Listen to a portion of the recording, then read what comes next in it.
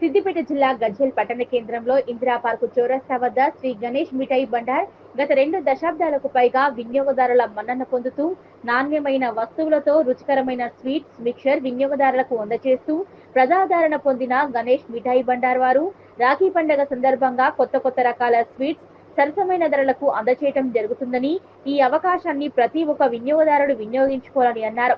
అందరికీ రాఖీ పండుగ శుభాకాంక్షలు తెలిపారు. మన దగ్గర అన్ని వెరైటీ స్వీట్స్ దొరుకుతాను. కలాకాను, మైసూర్ పాకు, రాఖీ స్పెషల్, మల్పావు.